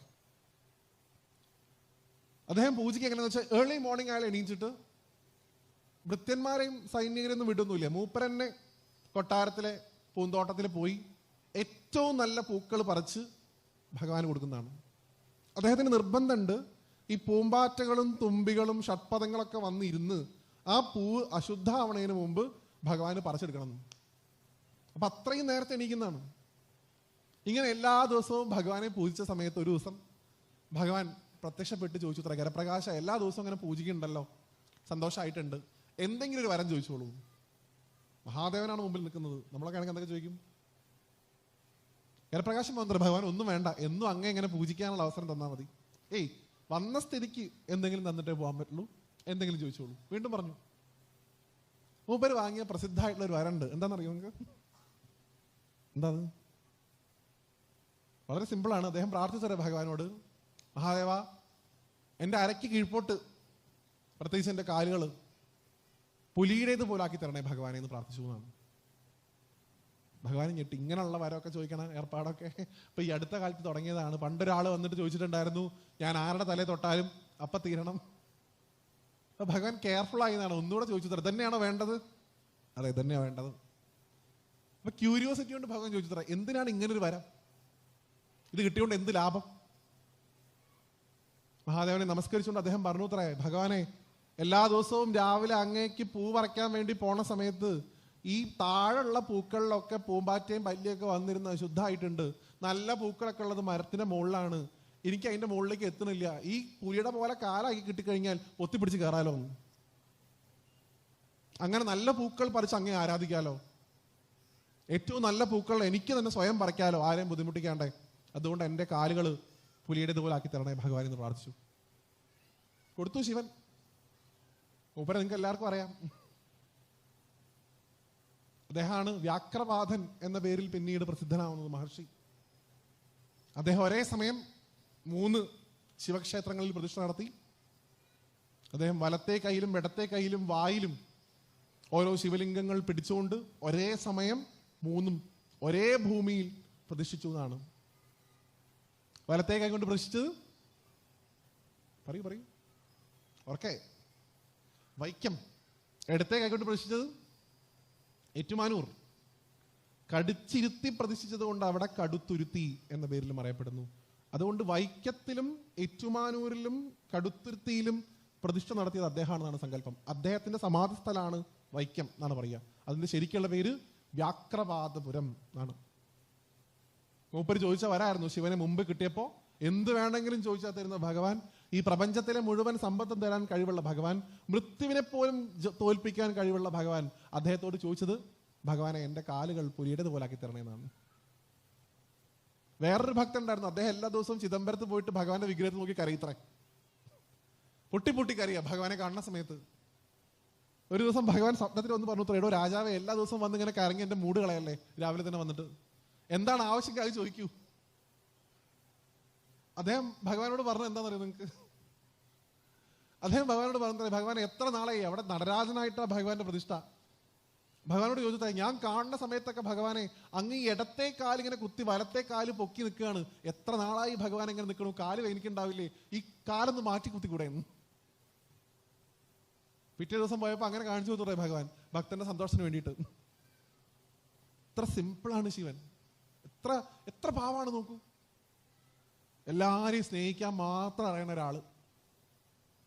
അഘോരൻ എന്ന ഭഗവാനെ വിളിക്കുക. അതിന്റെ അർത്ഥം ഏറ്റവും ഘോരതയുള്ളവൻ എന്നും അർത്ഥമുണ്ട്, ഒരു ഘോരത ഇല്ലാത്തവൻ എന്നും അർത്ഥമുണ്ട് അതിന്. സിമ്പിൾ, ശാന്തൻ, പ്രപഞ്ചത്തിന്റെ മുഴുവൻ സംഹാരക്രിയ നേതൃത്വം നൽകുന്നവൻ. അതുകൊണ്ട് ഞാൻ പറഞ്ഞത് ഭഗവാൻ അധ്വാനിക്കുന്നവരെ വലിയ ഇഷ്ടമാണ്. കാരണം ഏറ്റവും വലിയ അധ്വാനി അദ്ദേഹം. സൃഷ്ടി നടത്താൻ ഒരു ആണും പെണ്ണും വിചാരിച്ചാൽ സെക്കൻഡ്സ് മതി ഒരു സൃഷ്ടി നടത്താൻ. സ്ഥിതിക്കും ഒരു കാലയളവുണ്ട്, ഇത്ര വർഷം, കുഴപ്പമൊന്നുമില്ലാണ്ട് പോയാൽ മതി.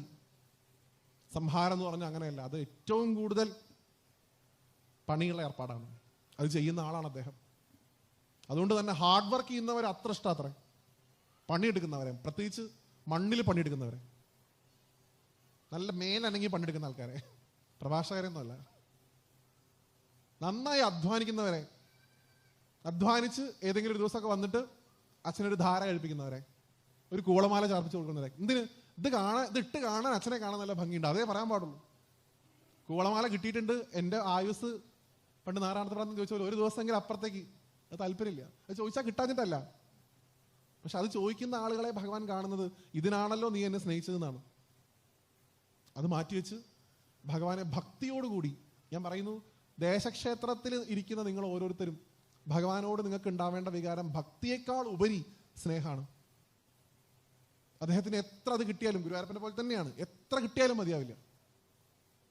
എത്രത്തോളം സ്നേഹിക്കാൻ സാധിക്കുമോ അത്രത്തോളം സ്നേഹിക്കുക. ഭഗവാനെ ഈ ഭയത്തിന്റെ ബ്രാൻഡ് അംബാസിഡർ ആക്കിയിട്ട് മാറ്റാൻ ശ്രമിക്കുന്ന ആളുകളുടെ മുമ്പിൽ നിന്ന് ഭഗവാനെ രക്ഷിക്കുക. നമുക്ക് ചെയ്യാൻ പറ്റുമോ? നിങ്ങൾ ആരെക്കുറിച്ച് പറഞ്ഞാണ് പേടിക്കപ്പിക്കുന്നത്? ശിവനെ കുറിച്ചാണോ? ശിവൻ പേടിക്കേണ്ട ആളല്ല. അദ്ദേഹത്തെ ഭയക്കേണ്ടത് ഒറ്റ രീതിയിലുള്ള ആൾക്കാർ മാത്രമേ ഉള്ളൂ. രണ്ട് ക്വാളിറ്റിയുള്ള ആൾക്കാർ ഭഗവാനെ ഭയക്കണം. ഒന്ന്, ചതി ചെയ്യുന്ന ആൾക്കാർ, ഒരാളെ പറ്റിക്കണം എന്ന് താല്പര്യമുള്ള ആൾക്കാർ. രണ്ട്, നുണ പറയുന്ന ആൾക്കാർ. ഇവരെ രണ്ടുപേരെയും കണ്ണിന് നേരെ കണ്ടുകൂടാ. ഭഗവാൻ അസുരന്മാരോട് പോലും ഒരു ദേഷ്യമില്ല. നോക്കൂ, എല്ലാവരോടും വലിയ താല്പര്യമായിരുന്നു. രാവണനോട്, ബാണനോട്, എത്ര ആൾക്കാരോട്, നേരെ വന്ന് യുദ്ധം ചെയ്യുന്ന ആൾക്കാരോട് വലിയ ഇഷ്ടമാണ്.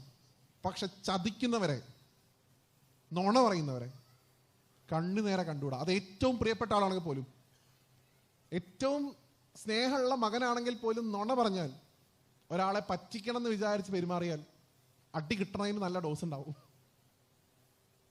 നിങ്ങൾക്ക് അറിയാവുന്ന കഥയാണ്. ഭഗവാൻ ഈ അഗ്നിസ്തംഭമായിട്ട് ബ്രഹ്മാവിൻ്റെയും വിഷ്ണുവിൻ്റെയും മുമ്പിൽ വന്നു. രണ്ടുപേരും അതിൻ്റെ അളവെടുക്കാൻ വേണ്ടി ഒരാൾ മുകളിലേക്കും ഒരാൾ താഴത്തേക്കും പോയി. ബ്രഹ്മാവാണ് മുകളിലേക്ക് പോയത്. പോണ വഴിക്കാണ് മറ്റേ സാധനം വന്നത്. ഏത്? കൈതപ്പൂവ്. കൈതപ്പൂവിനോട് പറഞ്ഞു, ഞാൻ ഇതിൻ്റെ മോള് കണ്ടു എന്ന് പറ വിഷ്ണുവിനോട്. താഴെ വന്ന് പറഞ്ഞു. വിഷ്ണു ഭാവം താഴത്തേക്ക് കുറെ കുഴിച്ചു പോയിട്ടും അറ്റൊന്നും കണ്ടില്ല.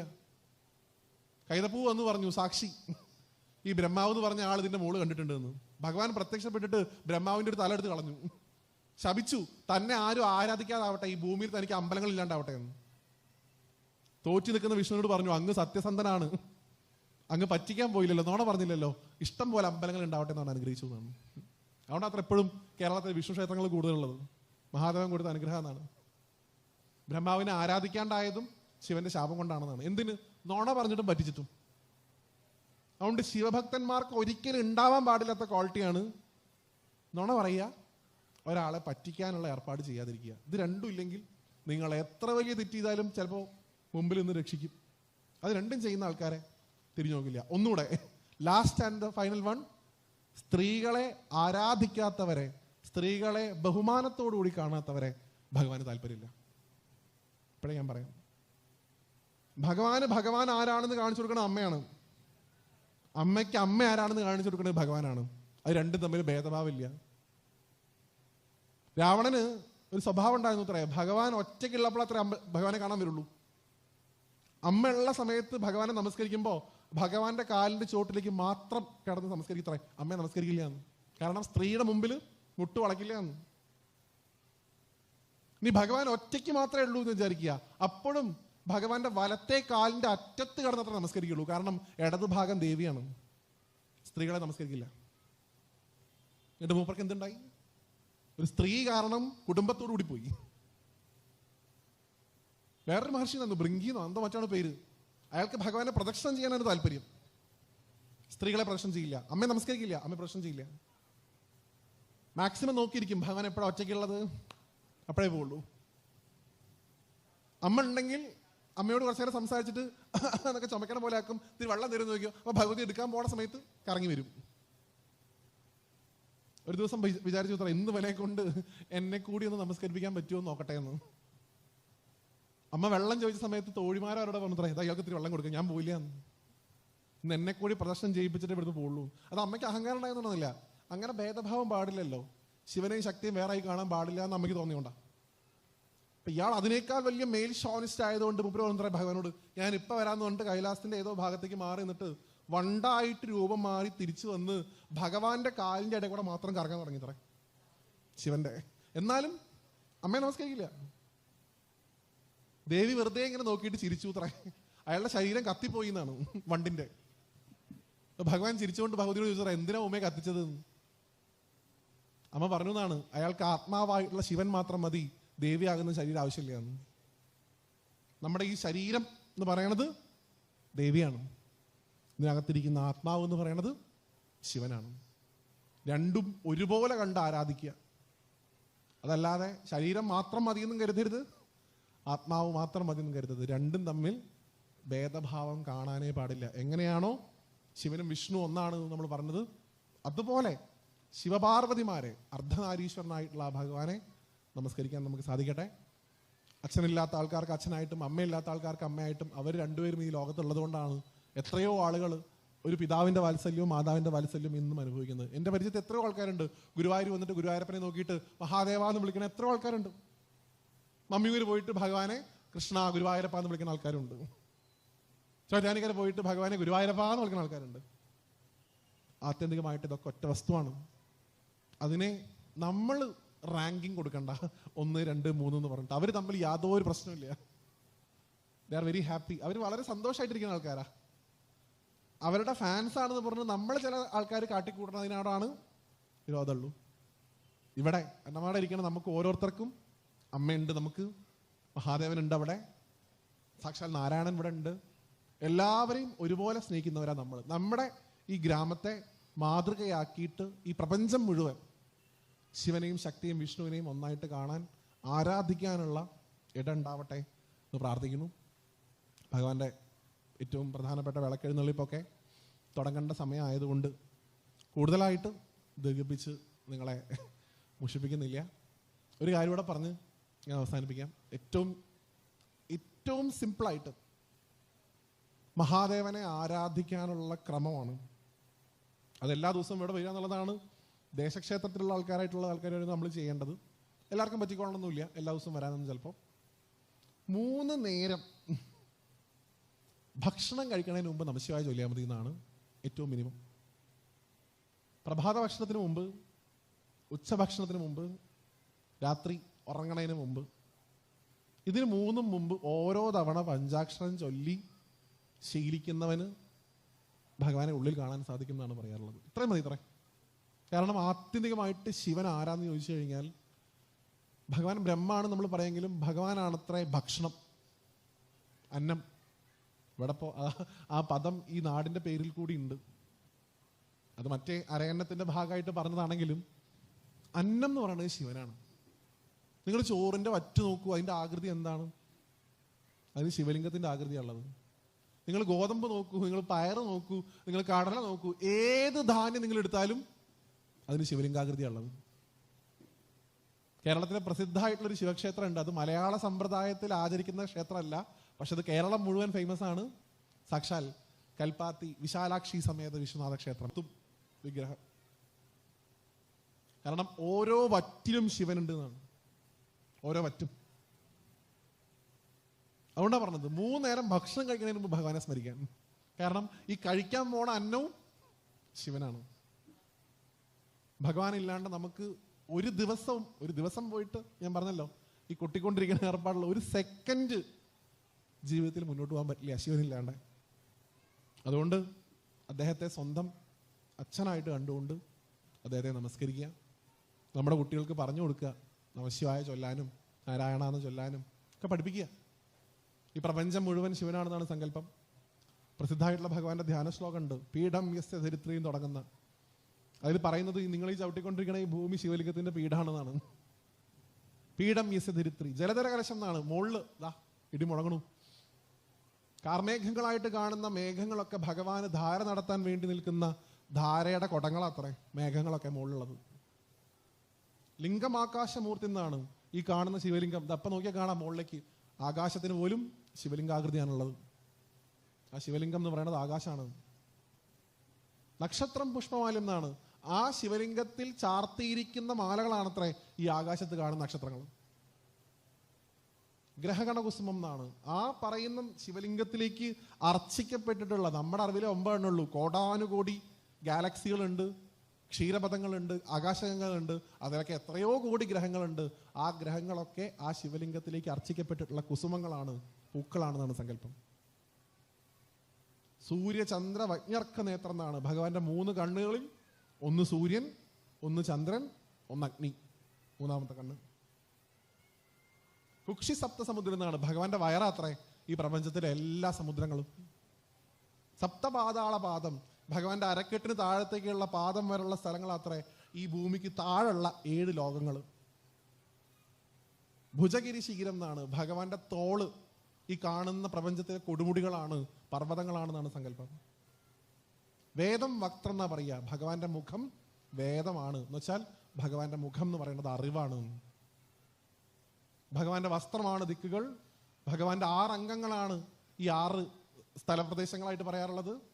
അങ്ങനെയുള്ള ഈ പ്രപഞ്ചമാകുന്ന ശിവനെ ഞാൻ നമസ്കരിക്കണമെന്നാണ് ശ്രീരുദ്രത്തിന്റെ ധ്യാനം പറയുന്നത്. പ്രപഞ്ചം മുഴുവൻ ശിവനാണെന്നാണ് സങ്കല്പം.